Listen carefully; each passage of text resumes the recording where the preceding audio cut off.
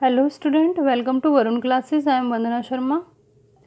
Last videos में मैंने आपको रेशनल नंबर्स के बारे में बताया था। रेशनल किसी भी नॉन डोमिनेटिंग रिपीटिंग डेसिमल को कैसे हम पी अपॉन क्यू की फॉर्म में कन्वर्ट करते हैं, किस तरह से सिंपलेस्ट फॉर्म में उसे कन्वर्ट करते हैं, ये मैंने सब बताया था। तो आपका रेशनल नंबर्स का जो पार्ट है वो ख़त्म हो चुका है। Now we will talk about irrationals numbers. तो इरेशनल नंबर्स क्या होते हैं, किनको हम इनके बारे में हम आगे पढ़ेंगे। So let's start. So irrational numbers, the numbers which when expressed in decimal form are expressible as non-terminating and non-repeating decimals are known as irrational numbers। जो रेशनल नंबर्स थे वो हमारे टर्मिनेटिंग थे, नॉन टर्मिनेटिंग रिपीटिंग डेसिमल्स की form में होते हैं। लेकिन जो नंबर्स हमारे non terminating and non repeating decimals की फॉर्म में होते हैं वो हमारे इरेशनल नंबर्स होते हैं। सिंपल सी बात में अगर मैं कहूँ कि पी अपॉन क्यू की फॉर्म में जो नंबर्स नहीं होते हैं, जो नंबर्स पी अपॉन क्यू की फॉर्म में नहीं होते हैं, उनको हम क्या बोलते हैं, इरेशनल नंबर्स। मतलब पी अपॉन क्यू की फॉर्म में हम उन्हें किसी भी हालत में नहीं लिख सकते हैं उनको हम चाहे। तो उसके एग्जांपल्स हैं कुछ जो मैं आपको अच्छे से क्लियर करके मैं समझाऊंगी, जो आपको एकदम से क्लियर समझ में आ जाएंगे, आपको कोई प्रॉब्लम नहीं आएगी। तो every non terminating and non repeating decimal is irrational. ठीक है, तो इरेशनल नंबर्स के एग्जांपल्स हैं इसमें थोड़े से इरेशनल नंबर्स के। तो 1.01 देखो, ये यहाँ पर मैं आपको क्लियरली बताना चाह रही हूँ कि यहाँ पर नॉन टर्मिनेटिंग भी है और नॉन रिपीटिंग भी है। तो यहाँ पर देखिए, पॉइंट के बाद 1 0 1 0 0 फिर 1 फिर 0 0 0 1। तो यहाँ पर एक तो ये टर्मिनेट नहीं हो रही है, दूसरा रिपीट भी नहीं हो रही है। तो ये this is a non terminating and non repeating term. तो ये हो गया। इसी तरह से यहाँ पर इसमें 2 से मल्टीप्लाई कर देंगे तो इसी तरह से 0.202 002 002, ये भी ऐसी इसी तरह से 3 0.3033 300 3003। इसी तरह से ये वाली जो टर्म्स ये सारे जो होते हैं ऐसे, ये 0.1 0.121 11 0.2 111 2 11 11 2, इस तरह से आर इरेशनल नंबर्स। इसी तरह से 0.34 334 3334। इसी तरह से ये जितने भी नंबर्स होते हैं 0.23 22 32 22 3 आर इरेशनल नंबर्स। ये सब इरेशनल नंबर्स होते हैं। अब ये तो हो गया आपका। अगर एग्ज़ाम में भी इसी तरह से क्वेश्चन आते हैं तो give example of rational number, तो आप आराम से इसके बारे में लिख सकते हैं। तो ये इस तरह से। तो टाइप 2 √2 √3 √5 √6, इन रूट में जितनी भी वैल्यूज़ होती हैं, मतलब वो परफेक्ट स्क्वायर ना हो, परफेक्ट क्यूब ना हो, ये हमें बात का ध्यान रखना है। तो √2 की सारे रूट में जितनी भी वैल्यूज़ होती हैं वो सारी हमारी इरेशनल नंबर होते हैं वो सारे। जैसे कि क्यूब रूट में हमारे, जैसे क्यूब रूट 2 का है यहाँ पर, तो ये इरेशनल नंबर है। क्यूब रूट 3 का है। अगर यहाँ पे परफेक्ट क्यूब होता है, जैसे सपोज हमारा 8 होता है यहाँ पर इस तरह से, तो √8 यानी कि ये तो हमारा क्यूब रूट हमारा ये 2 का होता है। तो हम ये तो हमारा इरेशनल नंबर नहीं है। तो ये बात का हमें ध्यान रखना ज़रूरी है कि वो क्यूब रूट ना हो और और स्क्वायर रूट ना हो। तो यहाँ पर हमारा ये हो गया हमारा, ये भी हमारा इरेशनल नंबर है। अब एक हमारा पाई इज़ इरेशनल।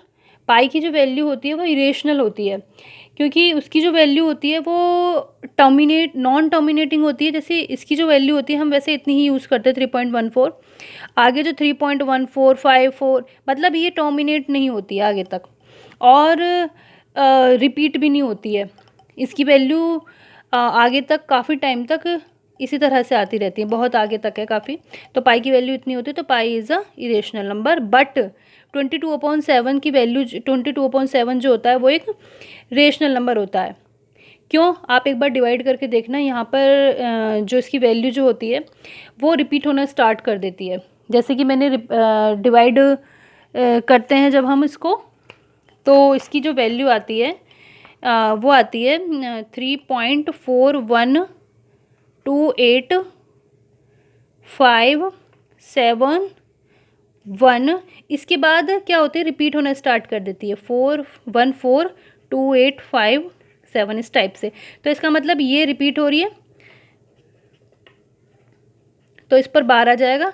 तो this is a non terminating and repeating decimal form of rational number. तो ये रेशनल नंबर है 22.7। तो एक क्वेश्चन भी आता है एग्जाम में इस टाइप से कि pi is a irrational number while 22.7 is a rational number Y.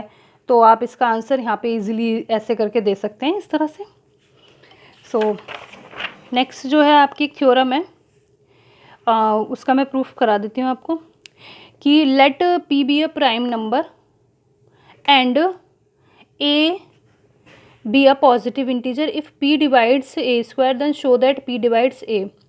हमें बताना है कि लेट हमें कोई नंबर दे रखा है p जो कि प्राइम नंबर है एंड a भी a पॉजिटिव इंटीजर है। इफ़ p डिवाइड्स a, अगर p a स्क्वायर को डिवाइड करता है देन हमें शो करना है कि p divides a।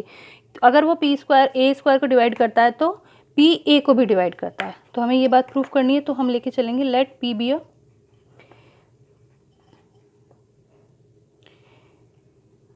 Prime number और ए पॉजिटिव इंटीजर तो है ही, गिवन है ये सब चीज़ें हमें।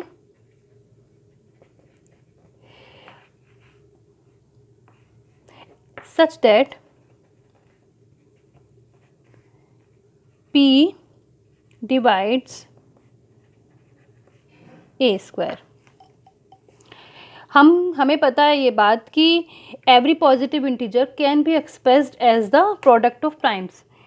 हम किसी पॉजिटिव इंटीजर को प्राइम्स की मल्टीप्लिकेशन में प्राइम के प्रोडक्ट में उसको लिख सकते हैं। तो let a is equal to, हमने क्या किया कि P1 P2 ये नंबर जो है P1 P2 और Pn तक इस तरह से इसको मल्टीप्लाई हो गया, मतलब ये प्राइम फैक्टर्स का मल्टीप्लिकेशन है, प्राइम नंबर्स का मल्टीप्लिकेशन है। तो इस तरह से हमने लिख लिया। तो जो वेयर जो P1 P2 हैं, P2 P3 ये सब क्या है, प्राइम नंबर, ठीक है। अब ये बात ज़रूरी नहीं है कि ये सब अलग अलग ही हों, एक भी हो सकते हैं, यानी कि यहाँ पर P1 इंटू P1 भी कर सकते हैं, P2 इंटू P2 भी कर सकते हैं, इस तरह से हम कर सकते हैं। तो अब हम क्या करेंगे, दोनों साइड का स्क्वायर कर देते हैं हम, स्क्वायरिंग बोथ साइड। तो A square is equal to P1 P2 Pn and P1 P2 Pn तक, इस तरह से। अब ए स्क्वायर, अब इनकी मल्टीप्लाई हो जाएगी आपस में, तो P1 square P2 square Pn square, इस तरह से। Now P divides a square, P ए को डिवाइड करेगा। तो डिवाइड जब करता है तो यहाँ से हमें क्या पता कि तो P जो है, P is a prime number, prime factor of a square, P is a prime factor of a square. यहाँ से this implies P is one of P1 P2, इनमें से कोई एक होगा, ऑब्वियस सी बात है, क्योंकि prime factor of a square are P1 P2 P3 Pn यहाँ तक है। तो यहाँ से हमारा क्या होगा, P डिवाइड्स ए, सिंपल प्रूफ हो गई। तो इसका मतलब 10 P divides a square simplifies P divides ए। तो यहाँ पर ये सिंपल सी बात है कि हमें पहले इसी तरह से दे रखा है, ये बहुत इजी थ्योरम है कि हमने let P be a prime number a and a be a positive integer such that P divides a square. तो हमने लेट कंसिडर कर लिया इसको कि जो हमारा ए जो है वो हमारा प्राइम नंबर्स का मल्टीप्लिकेशन है। तो हम दोनों साइड का स्क्वायर कर देंगे, तो P1 स्क्वायर P2 स्क्वायर ये हो गया। अब इन्होंने दे रखा है कि P डिवाइड्स A स्क्वायर, तो P जो है वो A स्क्वायर को डिवाइड करेगा, बट जो हमारा P जो है P is a prime factor of A square, क्योंकि prime factor of A square are P1 P2 Pn कोई भी हो सकता है। तो यहाँ से क्या हो गया, P is one of P1 P2 and Pn, इनमें से कोई ना कोई एक है, तो दिस इम्प्लाइज P डिवाइड से, दस P divides A square, this implies P divide से। हमें यही बात इसमें प्रूफ करनी थी। So hope you understand my video, hope you understand my way of teaching. Thank you for watching my video. Like my video, subscribe my channel. Thank you for watching my video.